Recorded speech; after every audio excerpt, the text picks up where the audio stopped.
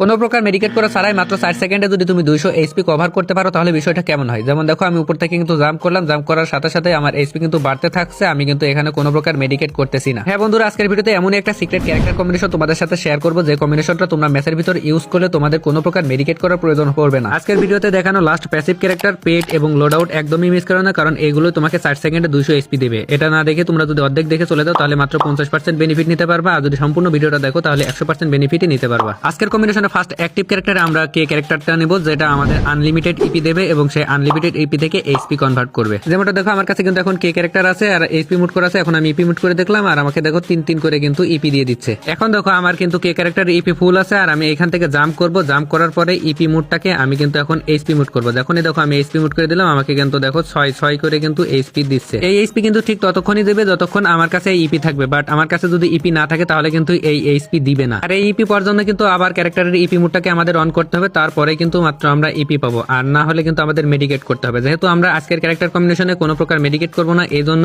এই কে ক্যারেক্টারের পরে আমরা ফার্স্ট প্যাসিভ ক্যারেক্টারে যে ক্যারেক্টারটি নেব সেটা হচ্ছে ফর্ট ক্যারেক্টার। এই ফর্ট ক্যারেক্টার আমাদের কিভাবে হেল্প করবে তো সেটা দেখে না যাক। দেখো আমার কাছে কিন্তু ফর্ট ক্যারেক্টার আছে আর আমি এখান থেকে জাম্প করলাম, জাম্প করার পরপরই মোটামুটি আমার দেখো 100 মতো এইচপি খেয়ে গেছে। আর এখন দেখো ফর্ট ক্যারেক্টার আমাকে 4 সেকেন্ডে 40 এইচপি দিয়ে দিয়েছে। তুমি জোনে ড্যামেজ খাও কিংবা এনিমি তোমাদের ড্যামেজ দিক, এই ক্যারেক্টারের মাধ্যমে তোমরা কিন্তু এইচপিটা পেয়ে যাবা। আর এর কুলডাউন টাইম মাত্র 20 সেকেন্ড। 20 সেকেন্ড পর ড্যামেজ খাইলে এই ক্যারেক্টার আমাদের আবার এইচপি দেবে। এরপর আমরা যে ক্যারেক্টারটি নিব সেটা হচ্ছে লিওন ক্যারেক্টার। এই লিওন ক্যারেক্টারের অ্যাবিলিটি চলে এবার আমরা ভালোভাবে বুঝে নিই। দেখো আমার কাছে কিন্তু লিওন ক্যারেক্টার আছে, আমি উপর থেকে জাম্প করলাম, জাম্প করার পরপরই কিন্তু আমার 100 এইচপি খেয়ে গেল। আর খাওয়ার পরপরই দেখো এখন লিওন ক্যারেক্টারের স্কিলটা অন হয়ে গেল আর আমাকে 4 করে এইচপি দিচ্ছে এবং আমাকে টোটাল এইচপি দিবে দেখবা 60। 15 সেকেন্ডে টোটাল 60 এইচপি দিবে। তোমরা যদি স্ক্রিনের উপর খেয়াল করো দেখো 15 সেকেন্ড হয়ে গেছে আর আমি কিন্তু এই ক্যারেক্টার থেকেও টোটাল 60 এইচপি পেয়ে গেছি। এবার আমরা এই ক্যারেক্টার কম্বিনেশনের সর্বশেষ ক্যারেক্টার